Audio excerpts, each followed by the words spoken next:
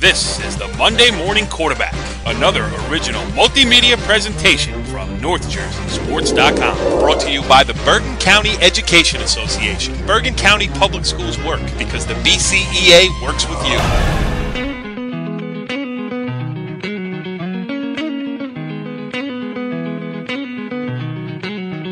Back on the Monday Morning Quarterback, NorthJerseySports.com's original multimedia series talking all things North Jersey football, and this is the wrap-up show. It's all over as we put a bow on the 2013 North Jersey football season with games all over the place this past weekend.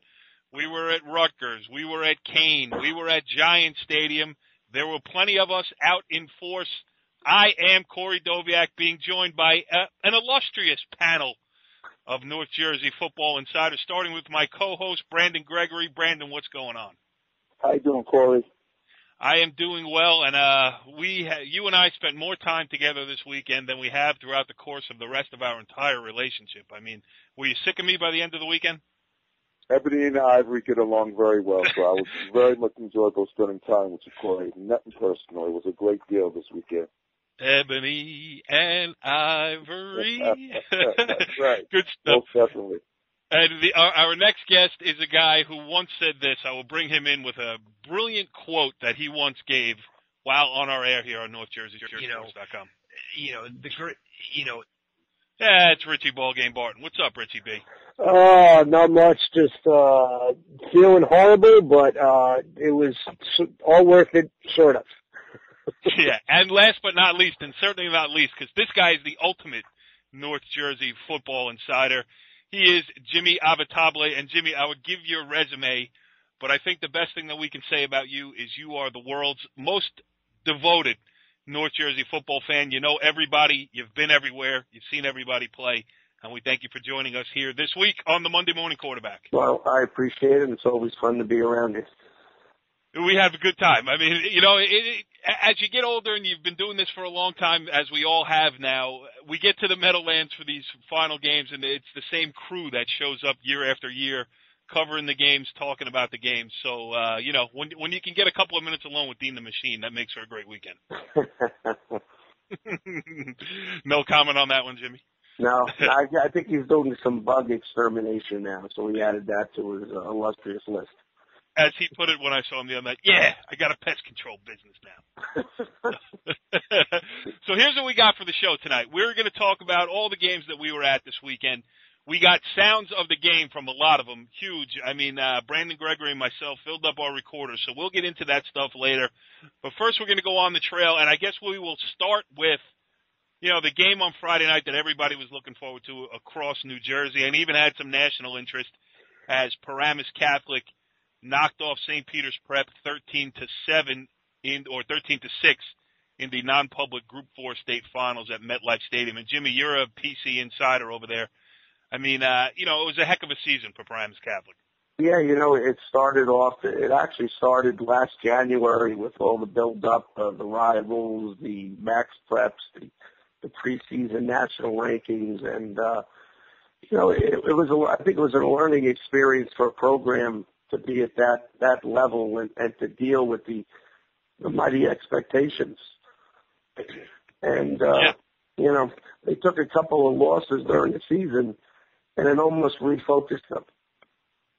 Yeah, did they need that a little bit? Because, not saying you ever want to lose, but the hype machine was kicked into overdrive from us on the outside looking in. I mean, yeah, you know, it was crazy. I mean, every day in the summer, another reporter, another video camera crew, and you know, it's got to be a very difficult thing to be a 16, 17-year-old kid and told how great you are every day.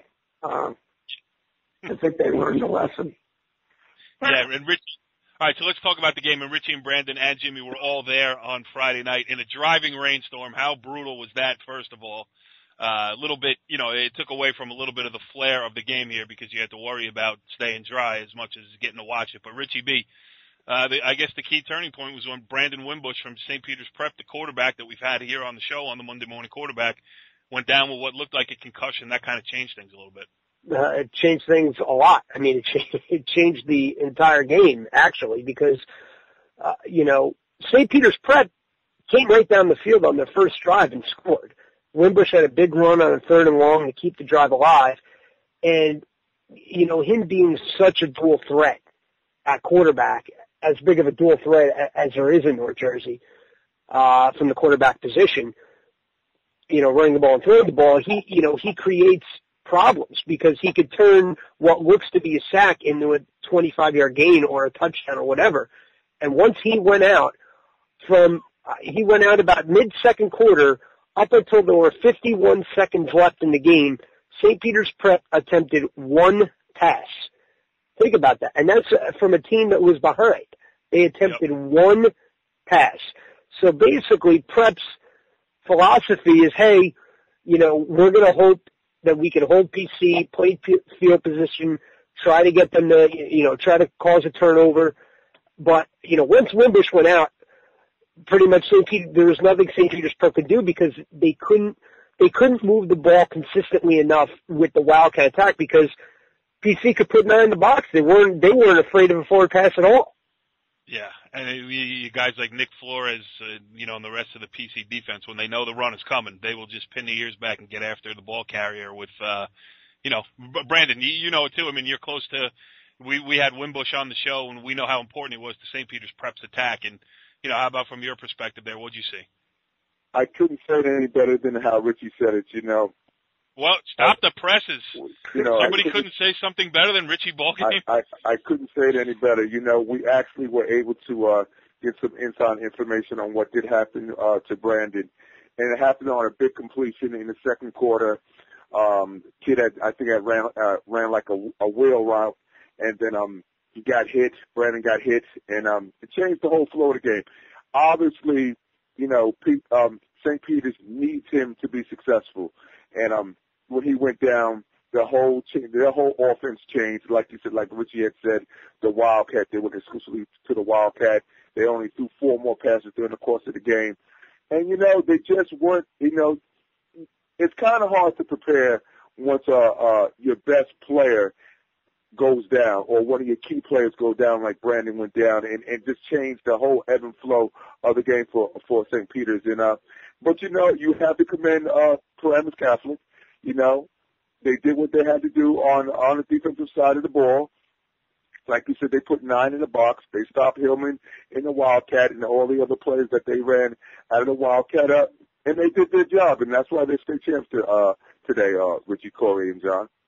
Yeah, and Jimmy, what was the attitude in school this morning? I mean, was it relief? Was it joy? What was it? Yeah, I think it was a little bit of both. To make mention of the game, I think not only when Brandon went down, it changed St. Peter's attack. I also think it changed Paramus Catholic's offensive mindset.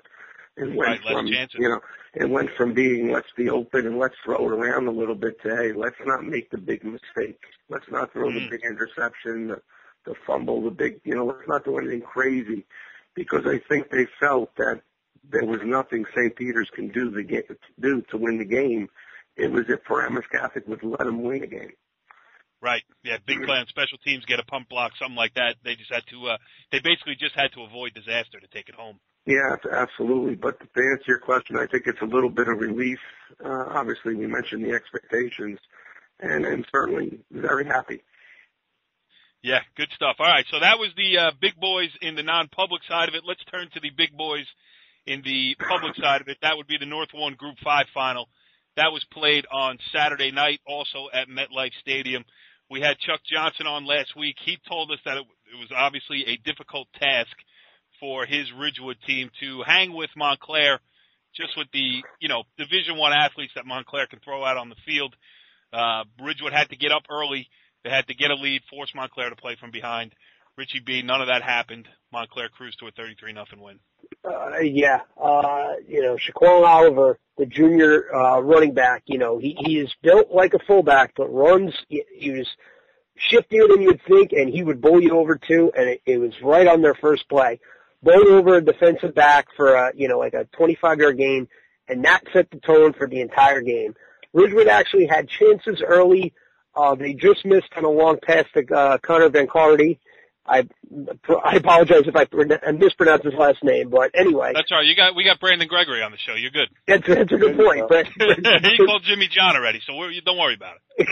Good point. But yeah, that completion would have put them, inside the 15-yard line, and maybe they punch it in there, and it's a different game. Jamal Rock also broke off a long run, and Darius Slade, defensive end, tracked him down, forced him to fumble, recovered the fumble. Montclair went in and scored, and from there that was pretty much it. I mean, Montclair, as Chuck Johnson put it, Montclair just absolutely mauled them, especially up front, and he couldn't be more correct in saying so. Montclair they dominated from start to finish. I mean, Ridgewood really, as well as Montclair played, Ridgewood really didn't have much of a shot. Yeah, and you know what? I mean, let's be honest here. We're going to talk about a lot of games tonight. We got sounds from a lot of games tonight, but the bottom line is there was not much, it's not much in the way of compelling football on the field this weekend. A lot of the games were, to put it mildly, a lot of the games were blowouts. And this is something that I want to get into after we go through all the games, especially with Jimmy, who's got a lot of ideas too, I'm sure. But just the way we could, I think having 5 groups on the public side of it has kind of watered it down a little bit. You get the 2 best teams in a bracket, obviously, in the final, but there's not as many good teams in any said bracket as there used to be as well. So we'll get into that a little bit later too. But another game that Richie Barton was at, not at the Meadowlands, Westwood 26, Waldwick Midland Park 7. A good story both ways, actually, because Westwood wins its first title since 2006, the first under Vito Campanile, and Waldwick Midland Park for just having been there to, from 2 programs that were on the verge of extinction to combining and making a sectional final. I guess that was the positive side on the Waldwick Midland Park side. Richie and Westwood, did what they had to do and got the win. Yeah, I mean, you saw pretty early that Westwood was a considerably better team. They're bigger, faster, more athletic. Go up, they on their second play from scrimmage, they scored a 92-yard shovel pass to Noah Borgeson, and they go up 20-0 early in the second quarter. And I look up and I'm like, geez, I really hope this isn't a 50-0, 45-7 type of game. Right. But Waldwick Midland Park hung in there, and they just kept making the plays they needed to make to hang around, and they had a legitimate chance to make it a game. 20-7, they get a rare interception from Craig Carmellani, the Westwood quarterback, and they march it down to the 3, and Westwood gets a key stop. Not only do they get the key stop to keep it a 2-score game, but then they march on a 15-play, 97-yard, 7.5-minute drive. And then on a 4th down play, they hit Evan Hull with a slant for, I think it was a 22-yard score, and that was the ball game. But again, if Waldwick Midland Park punches in there 2014, Westwood's a little nervous, but yep. they hung tough, and they were the better team. Yeah, and Jimmy, just a good, another good story for the Campanelli coaching tree there for Vito to get his first one. Yeah, he certainly is one of the great guys in coaching. He joked around the last couple of years. This time of year, he's out there putting Christmas trees, lights on in his house, and his Dove is in the state final. Well, it's reverse field this year, and I'll tell you what. When you talk about Westwood, you talk about a team that, at the Group 2 level, that everybody knows about Borgeson and Carmellani, but you talk about a running game. Over 1,600 yards rushing, and a defense that, as a first-team defense in 12 games, gave up 6 touchdowns, and that's the overlooked thing as far as Westwood is concerned. Yeah, and Brandon, Nolan Borgeson was a guest on the Monday Morning Quarterback earlier this year. That kid had an unbelievable season, and he's not even done yet. So that's a great story for him. A great way to finish. Finish it off with a state title. Yeah, absolutely so. He'll be one of the most highly recruited kids coming out of the North Jersey area moving forward to next year. And hopefully Westwood will come up with a quarterback that can replace the kid that they have back there now this year so that he can have another successful campaign. But the key to Westwood is obviously the defensive side of the ball. And they're only losing their quarterback next year. So, they have Hall back. They have the running back, like Jimmy said, Brandon Gallagher coming back. I hope I corrected myself by calling Jimmy. You're good now. Jimmy. I called you JJ, so don't worry about it, man. It's a good thing. We got more Brandon Gregory. Exactly. We're going to play the Brandon Gregory name game later when we get into the Ryan Kazanowski from Pompton Lake. So everybody stay tuned. That sounds fair. I'm looking forward to that too. I could only imagine how that sounds. With Brandon Gallagher coming back next year, and so Westwood is in for a good should have another good team next year. So and the Campanellis do a good job. Vito has done a good job there, along with the rest of the coaching staff. So Westwood should be one of the teams that be favored to repeat next year. I think the panel that we have tonight agrees with that. Yeah, and you got to go. Go ahead. I'm just jumping in. Brandon Gallagher is about as underrated of a running back as there is in North Jersey. Man, he runs hard every time he touches the ball, and he never goes down on the first hit. He was the most impressive player to me on the field in that game. Yeah, and once, you get that first one, Vito's been building it up over there at Westwood, and now he's broken through. He's gotten the first one. That one's the hardest to get, as we'll talk about later with Pascack Valley.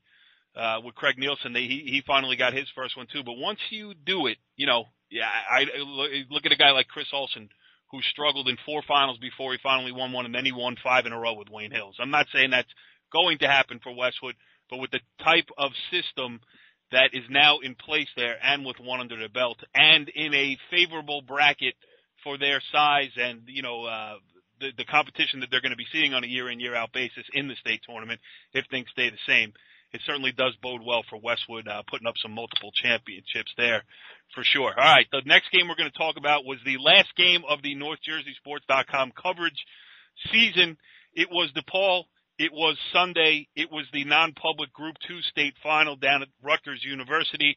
Richie Ballgame was there, and you talk about a bruising running back. I think DePaul has one. I'm looking presently at the picture you sent in with your story yesterday, and I would not want to try to tackle Steve Spidell by his thighs. Yeah.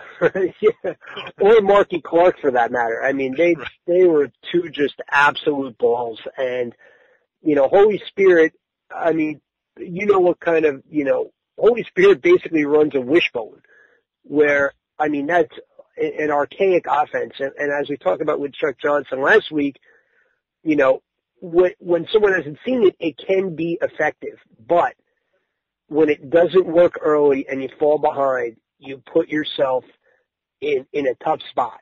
And that's pretty much what happened with Holy Spirit. Holy Spirit, had fast kids. They were big. They were talented. But DePaul made the plays they needed to play to get ahead. And then once they got ahead, it was the same kind of thing. They just pinned their ears back. And they were putting 9, 10 in the box because they weren't afraid that Holy Spirit was going to throw.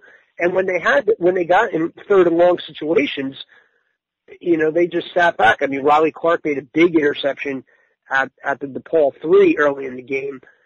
And that kind of set the tone. I mean, Holy Spirit just, I don't know how many yards. I mean, I don't know if they had any yards passing. I think they only completed 1 pass the entire game. Yeah, watching a wishbone / wing T offense try to play from behind is kind of watching watching a SEAL run the 110-meter hurdles. I mean, it's kind of like, flapping around and not much to go to in the tank there. But Jimmy, does this signify now DePaul stepping up to the elite of these North Jersey parochials, joining the likes of Paramus Catholic, which joined the group last year, Don Bosco Prep, St. Joseph Regional, and then Bergen Catholic, which I assume will be back next year? Yeah, I don't think there's any question. I mean, they made a concerted effort 2 years ago to attract some talented football players like Walker and the other talented sophomores. And I think the key to that game going in, and Brandon and I talked about it a lot about the Ridgewood game, was strength of schedule and putting yourself in competitive situations all year like DePaul did, obviously, with playing the Big Four. And I think that hurt Holy Spirit not playing the schedule like DePaul did. Yeah. I'm gonna add to that. I mean, DePaul played about as tough of a schedule strictly in state as any team in New Jersey, and Holy Spirit faced zero adversity all year. So when you get those two clashing heads, and now you have a team that can't throw and is facing adversity. That's a tall order, and DePaul just, pretty much ran away from him in the second half. Well, they ran away from him before halftime, really. Zach Bednarczyk, solid quarterback, lefty, going to Villanova. He doesn't have a particularly strong arm, but he puts the ball right on the money. 8 for 11 yesterday for 118 and a touch, and the touchdown was a big one right before the half. All right, Richie B, a little under the weather tonight. That takes care of your schedule of weekend games. But before we let you out of here, I do just want to say,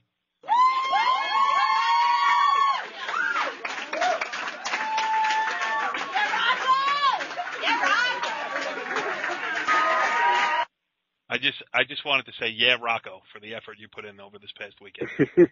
Well, I try to do the job and, give the people what they want. All right, now go back and get the bucket that you had set up by your couch there and do whatever it is you do on a Monday night. Thanks. I wish there was something more fun. All right, go ahead. Corey, before Richie, before you get off, and the one person that we haven't mentioned all year, Richie, Corey, and I, we have to give the DePaul coach, John McKenna, a lot of credit with what he's done to build this program up to where it appears where they could be a consistent program now.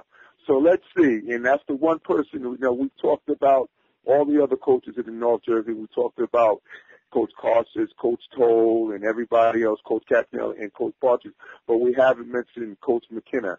So he's done a great job at DePaul, and hopefully they're starting to be, like you say, part of now the Big Five up in North Jersey area, which would make it even more of a great story with the football that's being produced up here.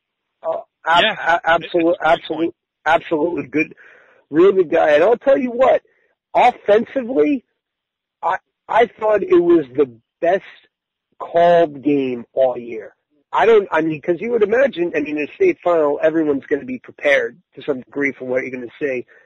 And they just seem to keep Holy Spirit off balance constantly. They'd run a dive, then a trap, then a play action pass. They'd roll out to each side. It seemed like they were one step, ahead of Holy Spirit, all day long. And I think that was not only a talent thing, but also a play calling thing. So, when you could do that and you have the athletes to execute it and you have the size up front, that's a pretty great combination. And I think DePaul is, they're not going anywhere and they're gonna, they're in the conversation right now. They're not far off from a St. Joe's or a Paramus Catholic.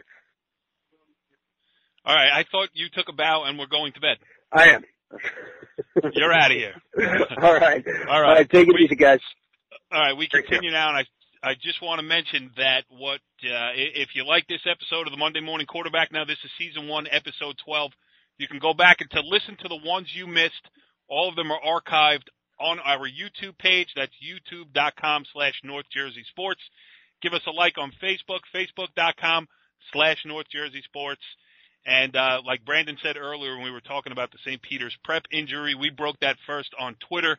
So give us a follow, NJSCom on Twitter. All right, and then there were three, myself, Corey Doviak, Brandon Gregory, and Jim Avitabile, and we were the Giant Stadium crew for the past weekend. Started on Friday night. We had a good first half of weather, and then the deluge came, which kind of put a little bit of a damper on the Pompton Lakes Hasbrook Heights game. And we will get to that one. But first, I want to go to the game that was played on Saturday afternoon, also at MetLife Stadium, and that was Pascack Valley's 32-8 win over Paramus in the North 1 Group 4 state sectional final. It was really a good story all the way around when you think about it, because Paramus had lost 4 straight times in the state semifinals, knocking on the door of making the final game. This year they not upset Old Tappan, but they beat Old Tappan in the semifinals to get there. And Pascack Valley, which has been knocking on the door of a state championship forever under head coach Craig Nielsen, and last year lost in agonizing fashion in MetLife Stadium. They got back there this year, and Jimmy, has to be a huge relief for Coach Nielsen. Yeah, you talk about getting to the dance a number of times. A couple of times they're favorite, you lose the game, and I'm sure you're wondering in Pascack Valley, what do we have to do to finish it off? You mentioned last year's team, a favorite that lost. They lose 30 seniors. They come back with an inexperienced team. I think the key to their turnaround was that tough game against DePaul they played. They wound up losing the game 23-6. But in talking to Coach Nielsen, that was the game that showed them that, hey, we can compete with anybody. And from that moment on, they just ran the table, and they were outstanding. Yeah, there are a couple of great storylines that went into that last, that game. I talked to Nielsen afterwards, and of course, from a journalistic standpoint, you want to go over and ask the guy how he feels. He's been on the other side of these things so many times, and I guess here we'll play the first sound was with Pascack Valley head coach Craig Nielsen, and in this interview, you can hear that we asked the question. For you, this has to be personally satisfying, and he turns it right back on his kids. He refused to take any credit. So this is an interview with Craig Nielsen. Take a listen. And put this in writing. If that ain't team of the year, it's a travesty. Every other team that's here is supposed to be. We graduated 30 seniors, and these kids won. That is the team of the year. I just thought, you got the two early special teams go in your favor, and then second half, I just thought you did a great job going to the Wildcats, something you don't use very much. And let me tell you, we've been practicing that for 7 weeks, whenever we needed it. And for 7 weeks, we've never had to break the eye. And I told the kids, listen, we worked on it for 7 weeks, we're going to use it. And no matter what, we're going to use it. Yeah, and it just I don't think they knew how to adjust to it very well. Well, the thing was, we waited until the second half because they couldn't. They're all playing both ways. How are you going to make your adjustments? So that's why we waited until the second half. I saw them pulling the monkey off your back. Just talk about what it means for you personally. No, I'm not talking about that. This is their night, not mine. This is their day. I had my day 38 years ago. This is their day. Let's talk about them.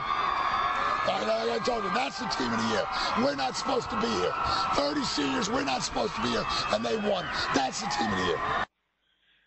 Well, I love that interview on a myriad of levels. Well, first of all, I love when anybody takes a shot. That was the Bergen Records reporter that he was screaming about the team of the year to. So we'll take that one. Hey, if we had a team of the year, we'll give it to Craig Nielsen, only because he asked and relatively nicely. But the other side, the other point made before prior listening to that is that he was not going to take credit for this. This was his kids' night to enjoy. It didn't matter what he was feeling, whatever else. He wanted his kids to enjoy that feeling. And the other side of it was what a great job he did doing going to the Wildcat in the second half and the reasoning for it. I mean, they had been working on it. He never felt that he needed to use it, but he threw it at him in the second half because Paramus's kids, we've talked a zillion times on this show about how they're playing with a short roster and what a great job it is that they were so successful doing it. But when you can't get all your kids together on the sidelines because they're out playing offense, how are they going to make defensive adjustments? And Brandon, brilliant on Craig's part. When I was up in the press box watching what he had did in the second half, in the entire third quarter, he gave the ball to the quarterback, Steve Farrell, and his two split ends, Jaleel Filton and Ricky Tiburcio. Those two guys are track runners, like I've mentioned before to you, Corey, and he just ran spread offense with jet sweeps, and those three kids really changed the ebb and flow of the game, and with those two drives in that third, and that's where the game was won. And the defensive adjustments, like you said, I was surprised that he did. I think everybody was surprised that he did it. But this was Craig's time. He said, "Well, something. One of my sayings that I talked to all the coaches. He thought outside of the box, and once he came outside of the box, we saw the results that were put out on the field with Pascack Valley winning this championship. So, and that's really one of the keys when you're playing at that level. When you're playing those type of games as a coach. We all have bread and butter plays, but sometimes you got to go out of your comfort zone to have success that you've worked for all year, and that's what we saw Coach Nielsen do and his coaching staff. They thought outside of the box, and the results speak for themselves. Yeah, and you said it great there. Another natural segue when you talk about his coaching staff, because one of the great things about working at NorthJerseySports.com is the fact that we have built up a community feeling over here over the last 13 years of running this website. People want to pitch in. People want to help. So our wrestling show co-host, Kenny Sarajan, who also happens to be a teacher at Pascack Valley, when all the dust had settled, when the buses had pulled into the parking lot at Hillsdale, he got the defensive coordinator, Jim Cleary, and Nielsen together in a room, it's actually pretty quiet, and we're able to hear this interview very well. Kenny Sarajan talking to defensive coordinator Jim Cleary and Craig Nielsen. Here you go. Okay, I'm sitting here with Jim Cleary, defensive coordinator of the state champions, Pascagoula Valley Indians. Jimmy, Yes. defense, set the game up. Tell me, what was the key? The kids. The kids played extremely hard. They're very coachable all week. We put together a game plan. They executed at a high level, and they just did a fantastic job. Okay, tonight. so this isn't like the Bergen record. This is me talking to you, two guys who teach together. Yeah. The kids all tell me that nobody puts together a plan like Nielsen and Cleary. They say they're so prepared with your defenses that they don't worry. They know everything that's coming. Tell me, what did you see? What did you do? Don't give me the coach thing. No, I'm not giving you the coach thing. Because I've been doing it my whole career. It's the kids who do it. Kenny, I haven't hit anybody in 22 years since I stopped playing football. Okay? One of the things he did, he locked up our 2 corners on his 2 lanes. That was one thing that we did. I felt there was. Talk about the kids. Yeah, and I thought there was some matchups that we could really exploit. They had some very good players, but I thought our players were a lot better. So we matched them up in the game, and our kids excelled at it. Okay, on the block punt. Yeah. Was that a set play or the kid just got through? We called for a block. Very good. Right time, right place. Yes. Yeah. All right. And Rocco did a great job of faking one way, going into the other, and he took the ball right off the kid's foot. All right. Which was nice. Like, Craig, what about on the Wildcat? Why'd you wait till the second half to bring it out? The reason you wait to the second half is so they can't make their adjustments. Most of their kids play both ways. And this way, if they can't make their adjustments, they have to do it on the fly, and it's not very easy to do. Is it true you've been practicing this for 7 weeks? We've had it ready to go for 7 weeks. We haven't had to use it. We always said we would use it when we need it, and we've done very well the last 7 weeks. But I promised the kids, no matter what the score was, that we would use it first series, second half. All right. Congratulations, guys. Thanks, Kenny. All right. Let me stop this. Guys, Kenny, thank you, brother. oh, stop it. You guys, I love you guys. I'm so happy. And I'm just, you know what? Enjoy it, pal. I love the Kenny Sarajan getting emotional at the end. That's why I left the tail end of that clip in there. But, again, special teams a break that Pascagoula Valley forced. And Paramus had been so good on special teams all year long, Jimmy, and for them to fall behind because of special teams really put them in a tough spot. Yeah, no question. I think the key to Pascagoula Valley, I mean, they've been, like you mentioned, they've been in a big game, and you could almost have a feeling on the sideline before the game that they were walking on eggshells a little bit, like, hey, is it going to happen to us again? And those 2 big special teams, the muff punt where the kid picks up the ball and is hit and it pins him deep, and the block punt, I think it almost, it was like the air came out of the bubble for Paramus, and Pascagoula Valley was able to just play their game. You mentioned the Wildcat. The one knock on Pascagoula Valley's offense, it's in the big game, it's very easy to defend. It's been an eye. It's been very predictable. And going to that jet sweep series and using their speed to outflank Paramus and get some people out of the box and then come back with the quarterback inside, it was just an outstanding move. Yeah, and we mentioned that the block punt was by the kid Rocco Swatek, who played a great game offensively on special teams, obviously. And also in the first half, Pascagoula Valley got off to a good start using the eye. They were ahead with sophomore quarterback Colin Diedrich in there. Again, our guy Kenny Sarajan was able to catch up with those 2 kids in the locker room after everybody got back to Pascagoula Valley. Here's Kenny's interview. I'm here with Rocco Swatek and Colin Dietrich. What'd you guys do today? We won a state championship. You won a state championship. We got 2 juniors, both of you juniors? Sophomore, what are you? Junior. Oh, jeez. We got a sophomore. Colin, you're only a sophomore? I'm only sophomore, yep. How's it feel? This is probably the best feeling I've ever had in my life so far. This is great. What'd you feel when you went out there today at MetLife Stadium? What was it like? I knew that we were prepared and that we were going to get the job done. We all knew all along that we were going to come out on top. All right. You had big shoes to fill. I mean, 30 seniors graduate. Nobody thinks you guys are doing anything. What's the kid Schneider's name? Schneider was the quarterback before you, and here's some sophomore. Nobody ever heard of you. You're sitting in the back of a teacher's class for the whole year. He didn't even know you were the quarterback. And then all of a sudden you come out like this. What was the key for you today? Just stay calm, and the defense helped us out a lot, definitely, keeping them to 8 points. Just really, Rocco did an outstanding job. Okay, Rocco, tell me, what was the key for you? Our offense driving, giving us defense breaks, and for me on offense, my O-line did a great job, and my fullback, and yeah, Jimmy, and you know who else made some nice blocks that I saw? I thought everyone, the wide receivers, everyone. Jake kicked out Moore, the corner when you guys went to the Wildcat. Yeah, Jake kicked that.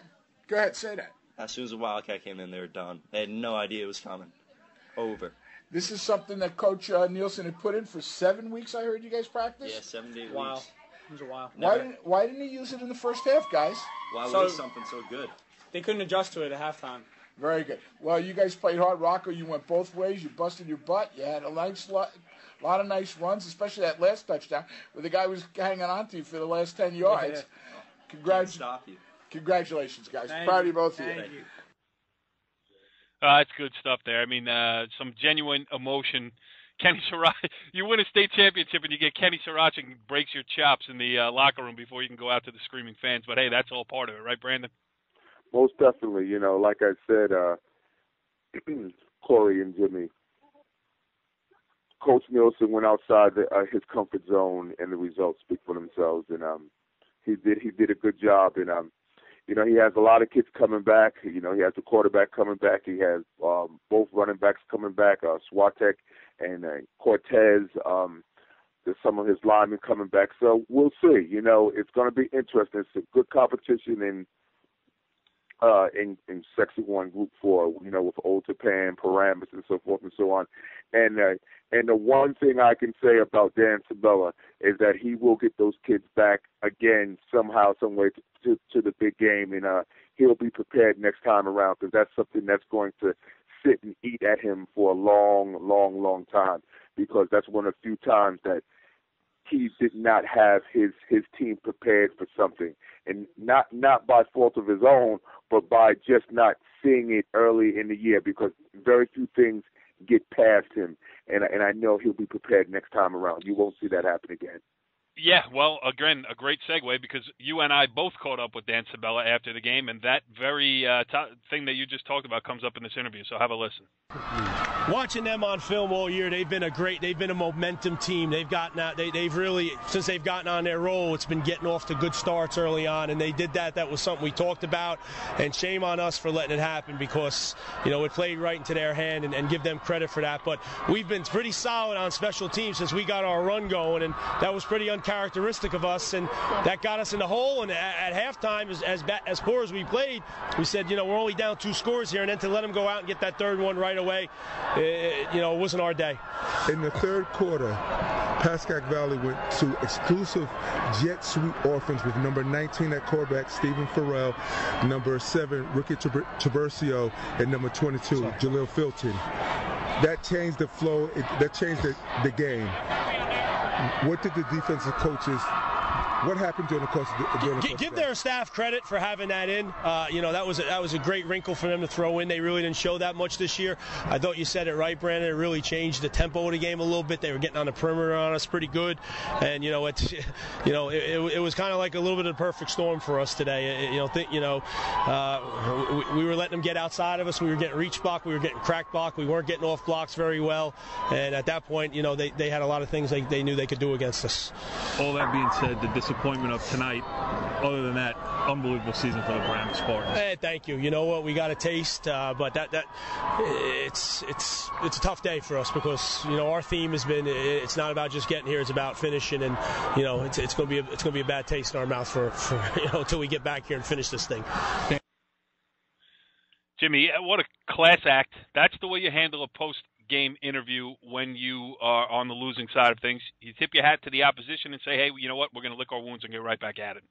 You know, Danny Sabella, you know, is one of the best coaches in Bergen County, small school, big school, and I'll tell you what, the ability to coach a team year in and year out, that, you know, we've been fortunate enough to watch a couple of his game scrimmages, and you watch him come out in pregame, and you say, hey, this is the year where it catches up to him. You know, hey, this might be a 2 or 3 win year, and next thing you know, he's in the semifinals and in the States, and they do an outstanding job at Paramus. And I said to him as he was walking off the field, you know, you'll be back, and you know, without question, they'll be back. They I think the talent differential, the speed differential finally caught up to them in that game, and there's no shame. They took the next step, and that's all part of the process. And sometimes you have to lose a couple before you win, and I'm sure that'll be the case with Danny. Yeah, I mean, we have talked about the lack of numbers, but, contained within that is there are only 5 seniors on that roster. So, yes, Paramus will be back. And, hey, Jimmy, since the last time you were on a NorthJerseySports.com football show, you like all this sound, all this production we got going on over here? It's unbelievable. He's spoken with true conviction. All right, so let's move on there. That takes care of Pascack Valley. Congratulations to the Indians and Paramus. We wish them well moving forward into next year. Let's move on now to another great story, which is in small school football, which is near and dear to my heart. As I've said it a million times, as a Palisades Park/Leonia guy, I know all about it. So I also know how hard it is and how almost impossible it is to go back-to-back state championship seasons when you lose kids and, sometimes you go into a rut where, no matter what coaching or whatever you try to do, you're just not going to have enough players to get it done on a year-in, year-out basis. Pompton Lakes has gone obviously against that trend. Scott Mahoney leads Pompton Lakes to a 20-14 win over Hasbrook Heights, again in a driving rainstorm on Friday night over there at MetLife Stadium, especially in the second half. So it was key for Pompton to take an early lead, and then they basically held on right down to the final onside kick, which was disputed as well.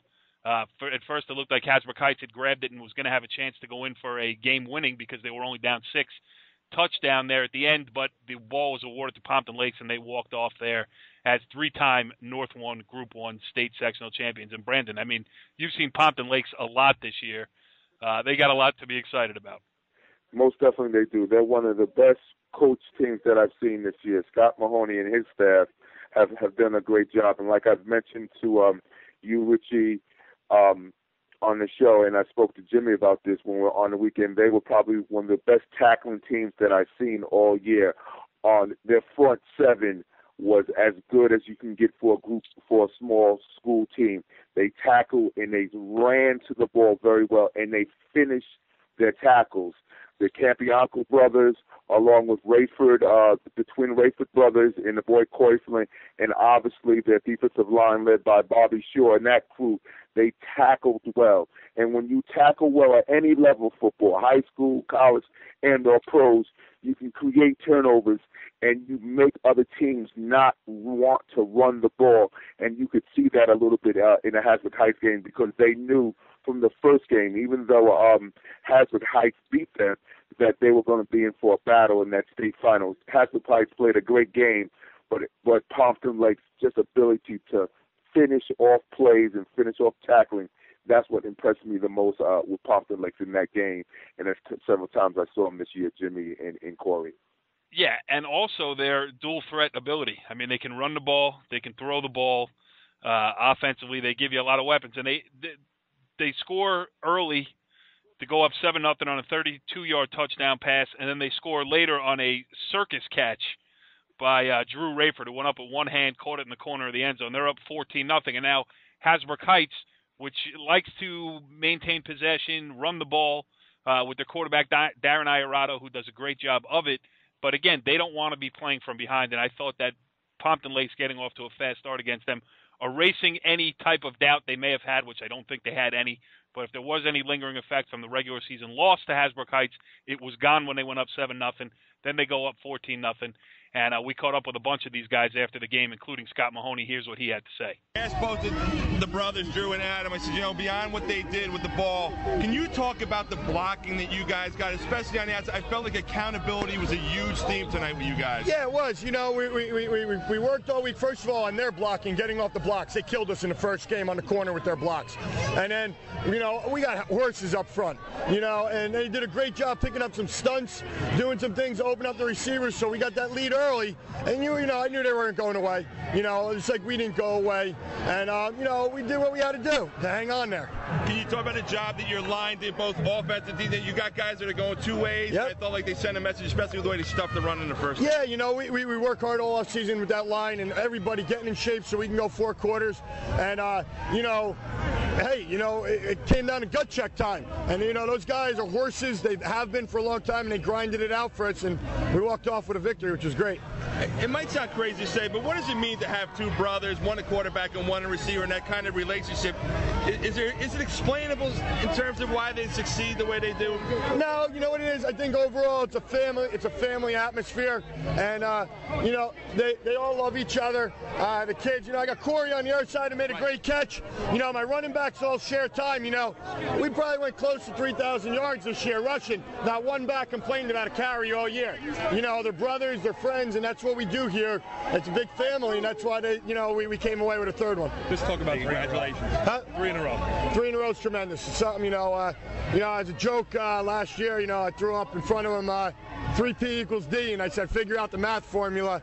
And they were all looking at me like, what do you mean? I said, 3P equals dynasty. So, you know, it hasn't been done a long time in this tough section. You know, I don't care, Group 1 football, whatever. This is one hell of a section. The coaches are great, tremendous teams, and to rattle off 3 like this is, I'll remember it forever. And how about just getting off to the fast start? Take them out of what they like to do. You know, they want to run the ball. You didn't allow them to, you know, establish themselves. Yeah, we had to. We knew that. When they get rolling, just like when we get rolling, it's tough. You know, we got running early, and then they got rolling late. And but we did. We forced them to have to throw the ball in the third and fourth quarter instead of try to grind the field. And we'll play that soft, chew up the clock, do that. That's our style. That's okay. You know, we would rather not give up the 2 scores, but, you know, we did. 3. Yeah, we had 3, so we were okay. They did have 3 there, and I piggybacked off of Greg Lerner's questions. Greg Lerner from MSG Varsity does a great job as well. So he asked some good ones, and I wanted to leave them in there, let everybody hear what Coach Mahoney was talking about. Jimmy, it's crazy. Pompton Lakes, you know, small school football, 3 state championships. Yeah, you know, it's just a tremendous accomplishment, you know, and you talk not about a team, about a program, and I have to agree. I mean, they were the best tackling team I've seen all year, and that includes the you know, non-public Group 4s. They're doing an outstanding job, and when they get there, you know, they're not hanging on. They're running through people, and they're sending messages. And you mentioned it, Cor, the ability to not only have success running the football, but throwing the football when you need it. That doesn't happen often at that level, and that's why they are the 3-time defending champions. Yeah, and it's also a great run of athletes that they have coming through there. I mean, we forget a lot of these kids were part of the run to 2 straight Group 1 state baseball finals. I mean, they've been in the last game of the season the last 2 years. One of them is Ryan Kazanowski, the kind of do-it-all running back. He'll split out for him, catch passes, move in and out, and do whatever his team asks for. I mean, and that's the other part of this too, Jimmy. You know, people are so concerned with where's this kid going to college? Where does he fit in at what level? 1AA, Group Division III, big-time Division I. But you know what? Sometimes there are just great high school athletes, and whatever comes next, who cares? There's no question. A lot of times, you know, you get I should call it the pompous, non-public people that say, hey, why waste your time going to a Group 1 game or a Group 2 game? And in my opinion, it's the best brand of football, from the coaching, having to make moves, having kids going both ways. You lose one kid to injury, you have to make 6 or 7 changes. Right. And you have that kid that maybe will never play football again. That could be a star, and Pompton Lake certainly has them. I think the one thing that it will be learned, Adam Baera, the young offensive coordinator for Hasbrook Heights, I think Pompton Lakes went in there saying, hey, we're going to load the box up. We're not going to allow you to run the ball like you did in the first game. I think Hasbrook Heights waited till after halftime to throw the ball. You know, Pompton Lakes was in a 3-deep zone. They were giving you the stuff underneath at the corners, and I think if they had to do it again, they might have been a little bit more aggressive, Hasbrook Heights, throwing the ball in the first half. Yeah, and you talk about pompous. I am so pompous that I was so caught up in my own thought that I forgot to play the interview with Ryan Kazanowski, so here it is. I was getting the ball a lot more, and I liked it. I was a little wet, so catching balls is kind of nerve-wracking, but we do it in practice, and if you execute in practice, you can execute in the game. That's what happened today. How huge just to get off to the big stars? It turned out with the weather, it became even more huge because of the weather factor, but just to take them out of their game of wanting to run the ball and control the line of scrimmage, and you made them play from behind. Yeah, well, we came into the game game knowing that they were going to run the ball. That's how they got here. So we knew we were going to stop the run, and after we did that, they were going to try to throw the ball. And towards the end, they started throwing the ball more.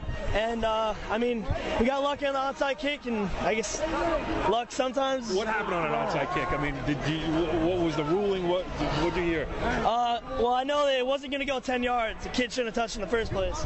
But they touched it, and I don't know, just a huge pile, and I thought it was going the other way. I got really scared. And next thing you know, we have it, and it was it's all blurred from there. It's crazy. Talk about 3 in a row. 3 in a row, it's unbelievable. Like, when we were sophomores, our coaches said we're going to win 3 state championships. And we said, you're kidding, can't be real. And the fact that this just happened is unbelievable, so surreal, never would have dreamed about it. We just heard the secret to coaching. You tell your kids they're going to win 3 in a row. They go out and they win 3 in a row. Simple as that, right, Brandon? Most definitely. Scott Mahoney has done a great job up at Pompton Lakes, and to beat Nick DiCalzo, who's probably one of the best coaches in Bergen County over the past 30 years. So, his coaching staff should be very proud of what they've done, and Pompton Lakes should be very proud of the kids and way that they have produced the last 3 years up there. And like they say, he has something good going on up there. And like I say, to beat a Nick DiCalzo team, that means you have to be prepared. And Nick is as good as a coach that you can get. It doesn't make any difference if it's public school football and or non-public football. He can coach anywhere, and Mahoney and his staff should be proud with what they got accomplished this past weekend. All right, Brandon, the last interview we have from that game, why don't you set up Lloyd Beasley? He's your favorite player in North Jersey, I know. Yeah, Lloyd Beasley reminds me of an old-fashioned garbage pail kind of ball player, tough, strong, about 5'9", reads his keys very well, plays the game the way it's supposed to be played, tackles, good form tackler, one of my favorite players, if not my favorite player that I met this year, and that's Lloyd Beasley from Pompton Lakes, number 52. Say no more. Really set the tone early. We got on him early, and we put that little sense of doubt in there, and it just grew from there. We started believing it, and then, everyone just rolled with it, and this is the most amazing feeling right now. In the second half, Hasbro Heights made the game 20-14, a couple plays. What was the difference in the second half with you being able to hold them off? The difference was our hard-nosed defense, the bend not break. Since they had long drives, they didn't have enough time at the end, and I got to give it to the defense there. We played hard-nosed the whole game. Last question. How does it feel being a 3-time state champion? The most amazing feeling in the world. Absolutely the most amazing feeling. This means so much to me. Doing it 3 times, it's just, no one can take that away from us, so we'll have it forever. That's true. Right there, Jimmy, that's the essence of high school football. We'll have this forever. Nobody could ever take it away. We're old guys standing on the sidelines talking about our playing days. It stays with you. Win or lose, good team, bad team, no matter what, this is the best time in a lot of these kids' lives, and it's just, it's fun to listen to that. Yeah, you mentioned, everybody, a lot of people aren't happy that we're going, not going to go to 5 overall state champions in New Jersey in public football, but, that's what it's all about. You have 25 teams that are walking off proud. They'll remember it for the rest of their lives.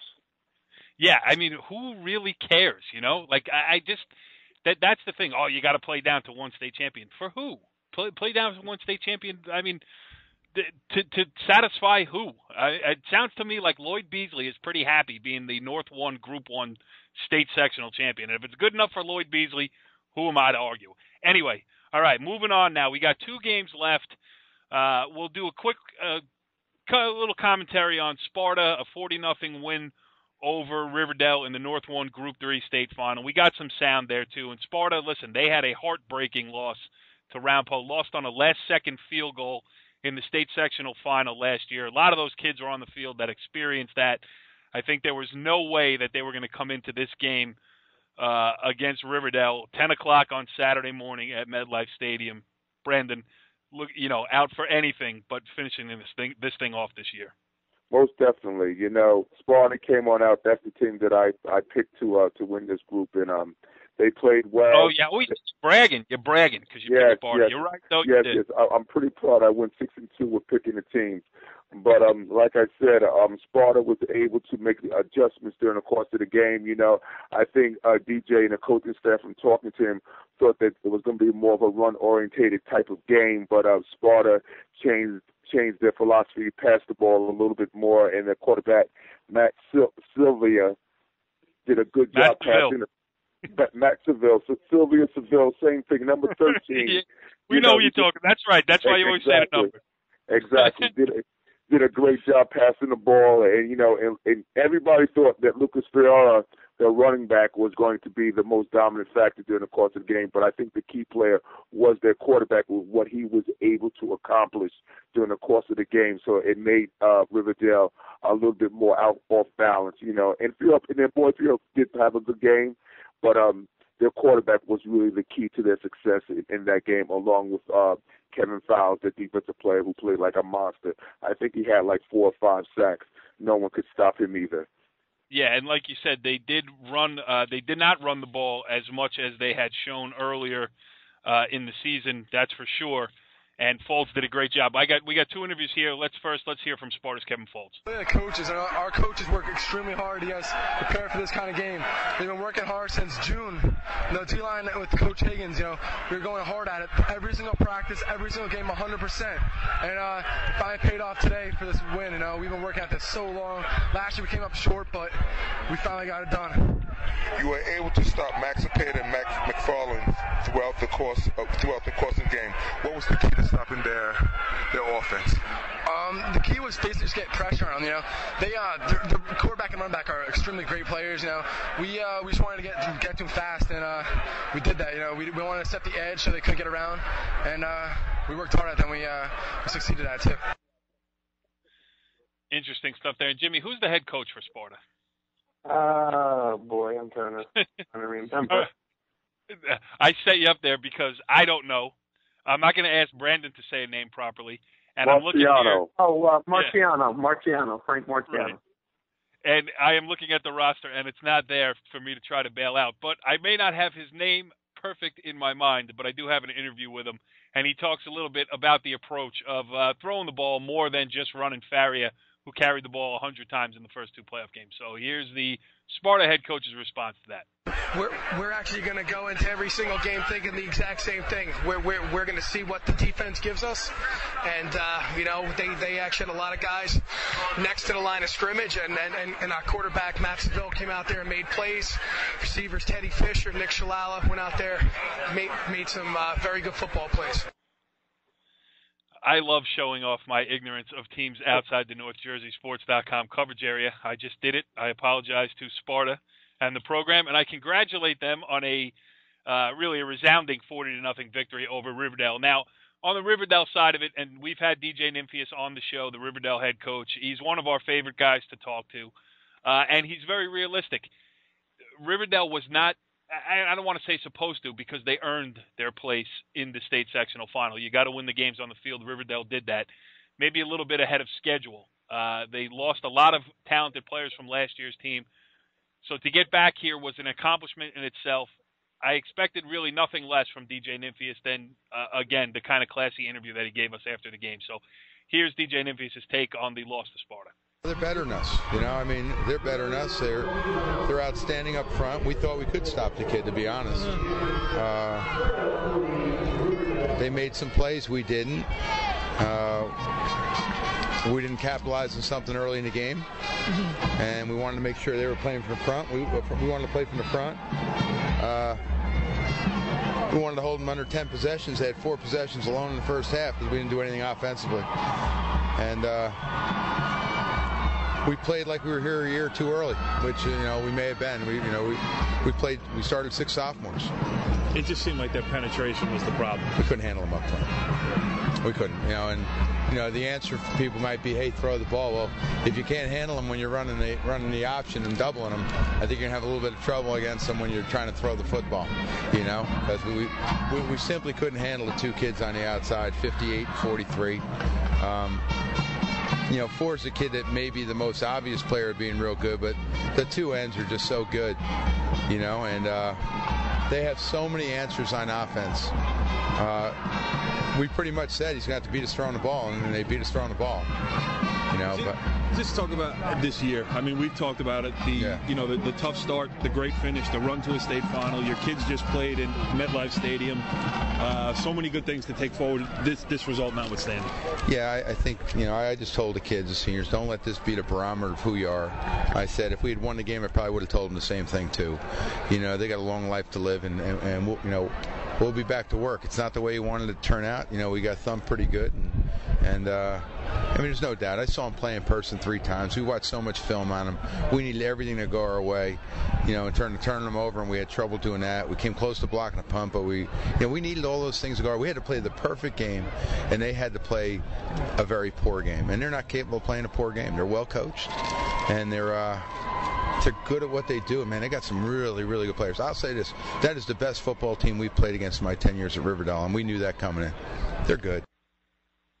That's saying a lot. The best team he has played against in his 10 years at Riverdale, because Riverdale has played some good teams. Jimmy, a good run for Riverdale. Great program victory for Sparta.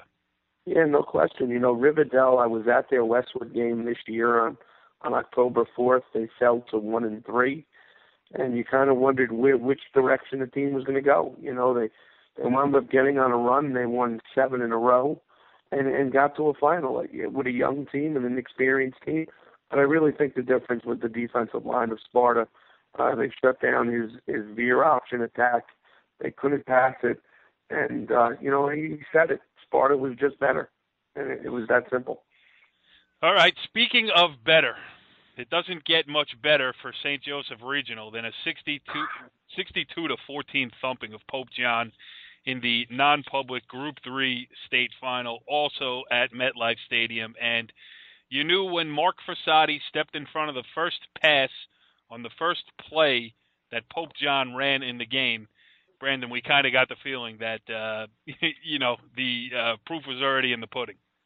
Yeah, if you have like a buzzsaw somewhere and all those little artifacts that you have, I think that would be appropriate with what we saw St. Joe's do to Pope John. They came on out there and just buzzsawed them, like you said, with Frassati making the very first play of the game with that interception and everything else that came along with that game. They beat him on the ground with Sherman Austin. They beat him in the air with Quiet Jefferson, and then you just saw the 3-year experience of Spencer Akamp and everything that he brought to the table. He was a veteran quarterback, and his leadership qualities and his growth and development from his sophomore year up to his senior year, that growth and development was on display on was that the Saturday game or Sunday game? I forget. That was Saturday, but they all run into each other. Exactly. They were on display. You could see the 3 years of his tutelage under Tony Cautious and that coaching staff and what they brought to him. And that game was a blowout. That's the only thing I can say. Buzzsaw effect. So and they did a great job defensively, offensively. Augie Hoffman, the offensive line coach, with that line, with the couple of athletes that they have that are going to the major colleges, and they were just well prepared, and there was nothing that opponent could do. Nothing at all. Is this what you were looking for, Brandon? There you go. Most definitely. That's what I wanted to hear, and that's exactly what happened. And that wasn't Jason from Friday the 13th either. Yeah, but it was that type of game. Let's take a listen. Let's take a listen to Mark Frassati here. We'll talk about it after. Mark Frassati after the big win. Coming out here, to get another state championship, my third one, it's something special. I never would have thought I'd win 3, but it's great. I got a great team out here, great coaching staff, and I just loved it. Your ability to play on both sides of the ball, plus your specialty kicker, gives St. Joe's a huge advantage. How does that play into your work each week? I know that I'm going to be out there the whole game, so I got to condition myself as much as possible. I really got to push myself, during the game, and I got to make things happen out there. I can't say much more. The interception right off the bat kind of set the tone. Yeah, pretty simple coverage. I knew they were going to probably go to that tight end. He's a big-time player, and I was able to just step right in front of that one. Just talk about the legacy that you leave here. This crew has been through it all. 3 straight state championships. Coach Karsich, a legend. You play under him, and your class comes through and wins 3 for him. I mean, just talk about that experience. Yeah, I mean, it's not really my legacy. It's our team's legacy. It's a whole history of the St. Joe's football. Playing for Coach Karsich is a special honor, and it's really like something that we're really happy that we could do this for him, because I mean, who knows how long he's going to coach, but we're really happy we get 3 for him. And I mean, Giants Stadium, this is awesome, man. I've never even been here before. This is my first time here, and it is incredible. Jimmy, that's another guy so much talked about. Where's he going to wind up in college? I mean, you got to just appreciate what he did on the field for St. Joe's for 3 years. He could play any position. He probably could have lined up and actually won him some games if they needed him to play quarterback. Just that kind of athlete, that kind of team player. I mean, Mark Fasati made a mark on North Jersey football. Yeah, just one of the great careers in high school football, in Bergen County. He might not, if he was 6'2", he'd be going anywhere he wanted, but, obviously the size limitation is people are shying away, but just a great player. And, he's really been playing hurt the last 4 or 5 weeks against Paramus Catholic, and he hurt his shoulder, and you could see it was evident in the Don Bosco game, but, the kid's a warrior, and, that interception on the first play of the game, really set the tone. It kind of mirrored the DePaul and Holy Spirit game. Pope John was never able to adjust to the speed of St. Joe's and just the physicality of St. Joe's, and just a dominating performance. Yeah, and Brandon loves the big boys, and they don't get much bigger in North Jersey this year than Kevin Wilkins, the offensive lineman for St. Joseph Regional, also a great wrestler, just a big physical player. Brandon caught up with him after the game, and let's hear what the big boy had to say. Kevin, you, Austin Stapleton, and Jake McNerney are the seniors on the St. Joseph offensive line. You dominated Pope Johns during the course of the day. What did Coach Augie Hoffman do to get you prepared this week? He didn't really say much today. We all knew how we were supposed to play after losing to Bosco. When we knew we should have won that game, we didn't play like ourselves. We kind of got lackadaisical in practice. I mean, we worked hard, but it wasn't like we were supposed to work hard. We ran, but we didn't strive to be great. And that one, like Coach said, they hit us. They uppercutted us right in the face, and that one hurt a lot. And the whole week of practice, the coaches kept saying, "Hey, remember you guys lost on Thanksgiving Day, the one we should have won." Like they said, it's the one that got away, and we just came back today, had a great week of practice, and showed you who was number 1 in the state. During the course of the week, you have a lot of high-end Division I athletes, Quad Jefferson, yourself, Sherman Austin. How is it getting prepared to play with them each week? It's awesome. We know what we are. We don't really care about who has what scholarship and how many scholarships you have. We practice. If you can look at the guy next to you and say and know that you gave your heart and your soul like we did today. I mean, I can go back on the offensive line right now and look at everyone in the eye and ask them if they gave everything they got, and I guarantee they say yeah. And it's the confidence that we have in practice that lets us know that. And we don't really look at the scholarship thing. We just look at, hey, we grew up with these guys together, and this is what we're gonna do. We're gonna show up and show out. That's what we did. Last question. Moving forward, how does it feel being a state champion once again? Multiple state champion. I mean, it feels good to get my 4th one with 2 different schools, 2 at Bosco, a national championship at Bosco. Started first 4 games my sophomore year, got hurt, and then to get 2 here, the number 1 program 2 times in a row is it's awesome. I mean, it's just a great feeling, and I can't wait to be at Rutgers next year with my guys and just have fun. Can't wait to be at Rutgers and have fun. Sounded like you had fun on Saturday there. And, the beat rolls on. And Jimmy, I meant to ask you this after listening to Fasati's interview. I mean, what's your take on, I know you have your ear to the grindstone in the parochial circles. I mean, and I'm not asking you to speak definitively, but what is the feeling surrounding how much longer Tony Karsich is going to do this? Well, there have been a lot of rumors that this is it, and I'll tell you what, if he decides to go after this year, what a year to go out on, a number 1 ranking in the state of New Jersey and a top 15 ranking in the country. But, Tony, it's his passion, it's his life, and if he steps away, it's going to be very difficult for him. Yeah, I mean, he's good. Well, it brings up 2 points, and one, we have an interview with Tony Karsich here to play. And then Brandon did a great job. He spent so much time at Giant Stadium this past weekend. He saw Fred Stengel, the former Bergen Catholic head coach, walking around as well, and we got some tape of that. But let's first sum up what St. Joe's Tony Karsich here, our final interview on the Monday Morning Quarterback, Season 1, Episode 12, concerning the state finals. Here's Tony Karsich. I got to tell you, when you lose, you question everything you do. You really do. And we did so many great things all year long. And I almost really changed our defense totally this week. On Saturday, I was thinking about it, and I came to work on Monday. I said, what am I doing? I'm just, I had all these negative thoughts. And you got to sometimes just look at the whole picture. And come on, we've done so many good things this season. To make judgment on one game is not right. So thank God we didn't. And we stayed where we do. And we worked hard on zone, disrupting patterns. We really knocked receivers off their patterns, and our front four pinned their ears back. There wasn't a lot of run game we had to worry about, so we just got some pressure and got in his face a little bit. I thought our guys in the secondary did a great job collision receivers and breaking on the ball. 7 picks, I'm told. Yes, that's amazing. I didn't know that. That's a school record. That may be a season record. And then Fasadi picking that pass off, right? So if there first was a play. hangover last Oh night, my God, yeah. But I told the kids, we haven't lost back-to-back games since 2006, and prior to that was 1994.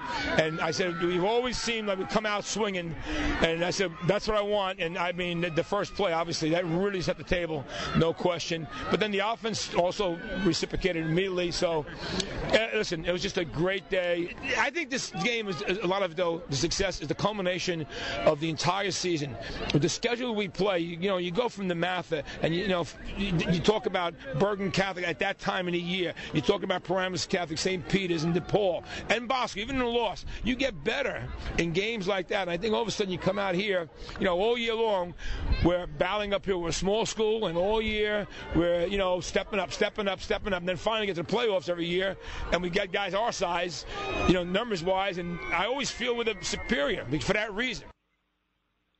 So many things brought up there as well. I mean, the most eye-popping thing that he said was the fact that they have not lost back-to-back games since 2006, and before that, they hadn't lost back-to-back games since 1994. So you want to talk about a legacy.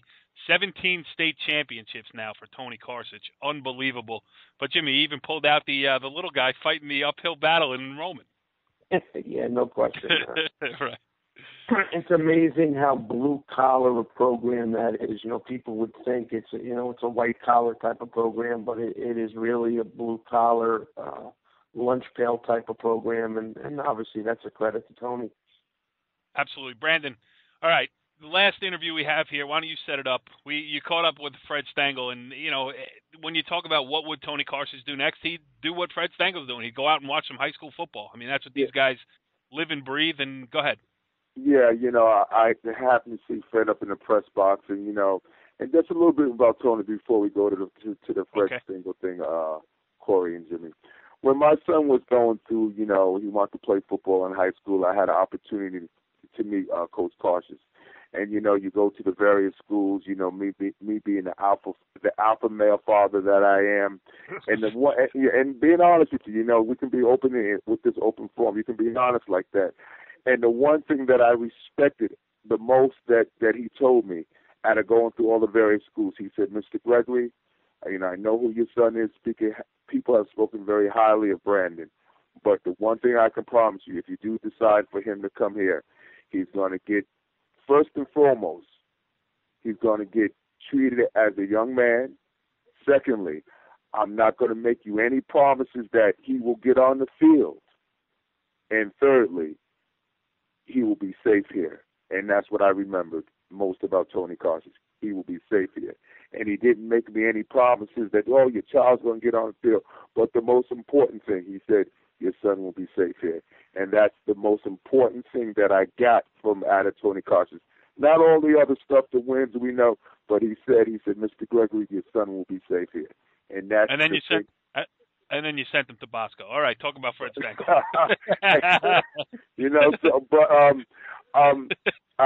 I ended up talking to Fred in the press box, and we just sat down and talked, because I always tried to get guys during the course of the year that I knew. Obviously I had Mielo on, and I see guys just to hear what they have to say about football. And Fred obviously has a lot of knowledge of his Bergen Catholic ties and his Union High School ties down in Essex County and so forth and so on, and Union County, excuse me. And I just want to hear what he had to say about football. The last interview of the year, fitting, Fred Stengel. Like all the other fans, I love football, and this is a great venue, and it's a lot of fun. We had on our show last week Coach Nick DeCalzo, and he had mentioned you and all the coaches that have come through Bergen County and Union County and running the old wing T and getting prepared for Hasbrook Heights and everything in what today's football bring. What is the reason for the change philosophy in football from old traditional wing T to the spread offense, in your opinion? I think it's really pretty simple. Basically, what they want people to do is defend the entire field. And, the hardest thing in sports to do, or at least in football, is to tackle in the open field. And when you spread a team out and make them, defend the entire field so that they do have to tackle, wing T, you could play it in a phone booth. All right? A spread offense, you've got to go and you've got to defend the entire length and width of the field, which means that there are less players, at least less defensive players, per square foot. And what happens is when you tackle, you're not going to have as much help. So if you can't tackle in the open field, you're not going to win. Last question. You probably had one of the greatest running backs to come out of the state of New Jersey in the early 80s, Tony Stewart. With his ability that he had back then, what do you think he would have done in today's offense in the spread offense, Coach? It would have been frightening. There's two great backs that I either coached or I played against. One was Tony Stewart, and the other was Willie Wilson. And they both ran wing T offense, and they were both 6'2", almost 6'3". Tony was a tremendous hurdler. People don't know he ran 13.5 100-meter high hurdles, and his technique was lousy. He was just an unbelievable athlete. He was an unbelievable athlete, and just as unbelievable an athlete he was what a great person. And, I've known him a long time. I coached him, and we've been friends for a long time after that. And what would he have done in an open field? All I'm going to tell you is he had a play against Westfield in 1984 where he, first play of the ball game, it was a broken play, and he made all 11 players on Westfield's team miss tackling him. One of the most unbelievable players I have ever been around, and also what a great guy. Well, as we know, Willie Wilson went on to have a great career with the Kansas City Royals in professional baseball, and Tony Stewart went on to become a great NASCAR driver, right, Brandon? All right, different Tony Stewart. Yeah. So he was a good ball player. I think he had like a little short stay with the Seattle Seahawks back in the day. Yeah, well, that wraps up not only Monday Morning Quarterback Season 1, Episode 12, but it also wraps up the 2013 high school football season here on NorthJerseySports.com. Brandon, we have had a lot of fun because we've gotten to speak with so many people who, you forget what a production it is to put on a high school football season, from, coordinating buses to getting officials, at every game, to moving cheerleaders and bands around New Jersey. And it just really, it was fun because we got to talk to a lot of people who were instrumental in just getting this whole thing done. Yes, most definitely. I started out in Englewood. I ended up in a part of New Jersey I haven't been to before, up in Pompton Lakes, all the way down to end of season down at Meadowlands. So I enjoyed myself. I got a chance. This is the first time that I've had an opportunity to meet Jimmy. He knows some common people that I do know, with Billy Lopez that coached at Bosco, and it's just been good, and I appreciate the opportunity to do this year, Corey. Hopefully we can do something again next year. Well, there is no question about that. The only question is if Jimmy Avitabile will be joining us more often next year, because, Jimmy, you always have an open invitation with your knowledge of high school football and just the way you deliver it. It's great. Well, I appreciate that, and anytime you need me, just give me a call. You heard him, Brandon. I'm going to pull that out, and I will just play that next year when I call you for week 1, Jimmy. No problem. All right, boys. Thanks for coming on, and congratulations to all the state champions across New Jersey. There are a lot of them, and the general consensus here on Monday Morning Quarterback is we like it that way. Tune in next year for Season 2, Episode 1 of Monday Morning Quarterback, and thanks for joining us all year long. Follow the leader.